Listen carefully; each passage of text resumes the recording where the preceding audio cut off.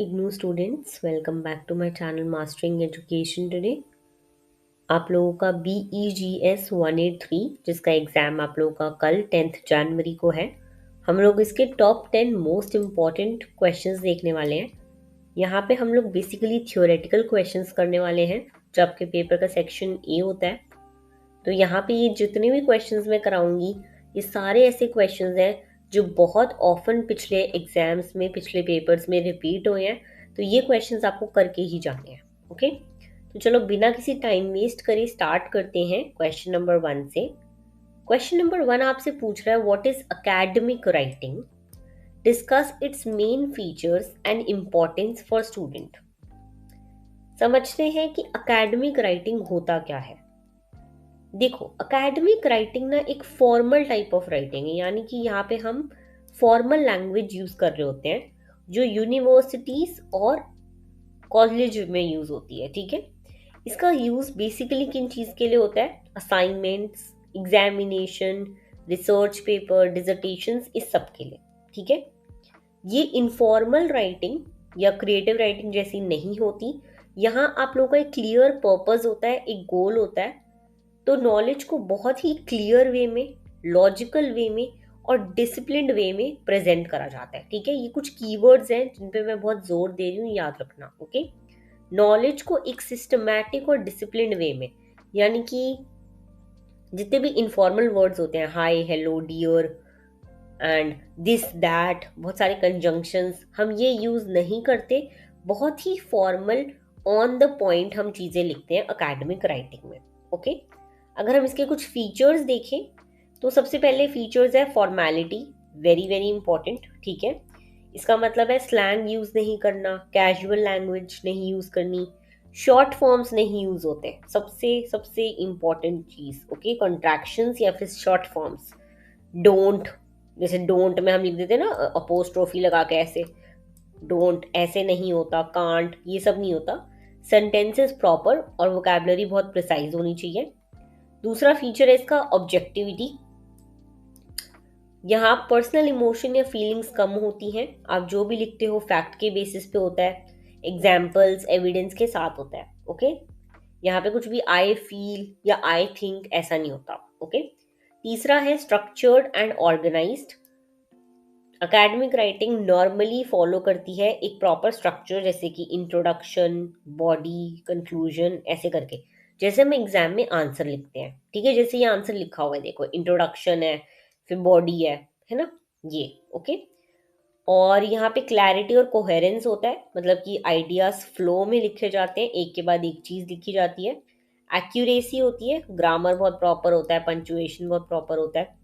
यहाँ पे रेफरेंसेस का यूज किया जाता है, रेफरेंसेस, साइटेशंस, यानी कि अगर हम कोई रिसर्च पेपर लिख रहे हैं, कोई डिसर्टेशन लिख रहे हैं, तो दूसरे स्कॉलर्स के अगर आइडिया लेते हैं तो उनको फुल उनका राइट देते हैं, उनको एक्नॉलेज करते हैं। प्लेजरिज्म नहीं करना होता। ठीक है, पर्पस ओरिएंटेड होती है, यानी कि एकेडमिक राइटिंग का एम होता है एक्सप्लेन करना, एनालाइज करना, आर्ग्यू करना, इवैल्यूएट करना, ये सब। ओके, अब हम अगर इसकी इम्पोर्टेंस देखें तो इम्पोर्टेंस में आ जाते हैं, सबसे पहले ये क्रिटिकल थिंकिंग डेवलप करती है।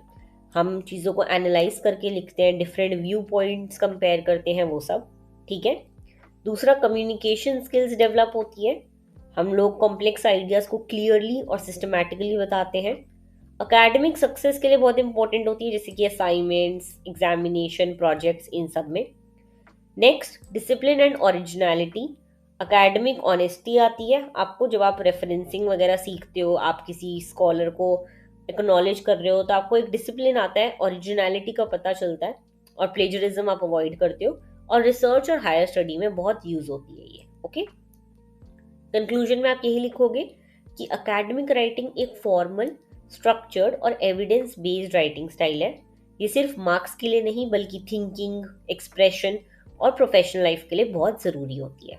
Okay, very easy question. मैंने सारे जो कीवर्ड्स हैं वो बोल्ड में कर रखे हैं, इन सबको आप पढ़ोगे तो इजीली आंसर कर पाओगे। ओके, नेक्स्ट क्वेश्चन है explain the process of writing, describe the pre writing, drafting, revising and editing stages.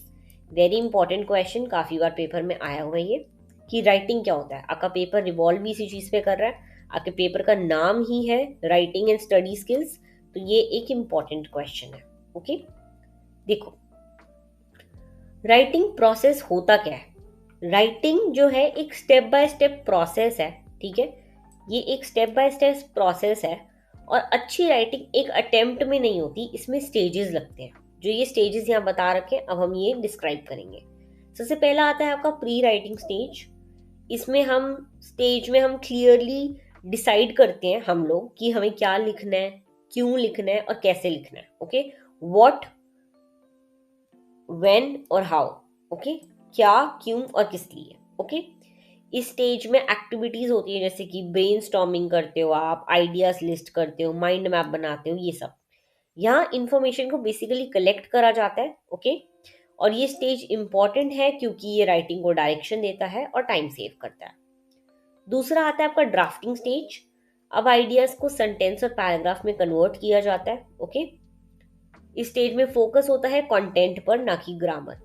आप अपना राइटिंग स्टाइल नहीं देख रहे होते, आप देख रहे होते हो कि मेरे को क्या क्या लिखना है। ओके, तो इसमें बेसिकली इंट्रोडक्शन, बॉडी, कंक्लूजन, ये सब आता है। ओके, फर्स्ट ड्राफ्ट परफेक्ट नहीं होता और होना भी नहीं चाहिए। ओके, फिर आता है आपका रिवाइजिंग स्टेज। रिवाइजिंग का मतलब है कंटेंट और ऑर्गेनाइजेशन इंप्रूव करना।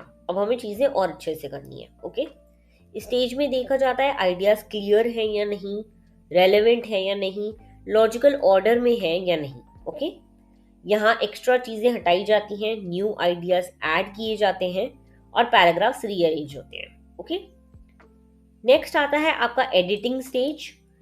देखो एडिटिंग स्टेज होता है फाइनल स्टेज। इसमें grammar, spelling, punctuation, formatting errors, ये सब चेक होता है। ओके, एडिटिंग जो है राइटिंग को पॉलिश्ड और सबमिशन रेडी बनाती है, इसलिए बहुत जरूरी होता है। कंक्लूजन में आप यही लिखोगे कि राइटिंग एक कॉन्टिन्यूस प्रोसेस है। हर stage, pre writing, drafting, revising, editing, ये चारों स्टेज अपने आप में चारों इंपॉर्टेंट है। ओके, इजी क्वेश्चन है, सबसे इजी क्वेश्चन है ये। क्वेश्चन है तो जरूर करके आना। नेक्स्ट क्वेश्चन है what is note making, discuss its importance and explain different methods of note making. Another important question. देखो नोट मेकिंग का मतलब होता है इंपॉर्टेंट इंफॉर्मेशन को शॉर्ट और सिस्टमैटिक फॉर्म में लिखना। जब आप अभी ये वीडियो देख रहे हो तो कोई बच्चे बैठ के साथ साथ नोट्स बना रहे होंगे, तो उसे हम नोट मेकिंग कहते हैं।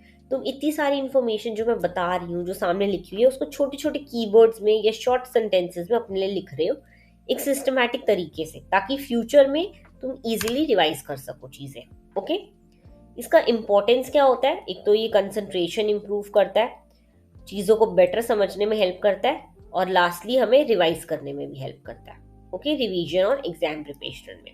ओके, नोट्स जो है हमारा टाइम सेव करते हैं, मेमोरी स्ट्रॉन्ग करते हैं और हमारी क्रिटिकल थिंकिंग को डेवलप करते हैं। ठीक है, अब इसके मेथड्स देखें तो सबसे पहला आ जाता है लीनियर मेथड।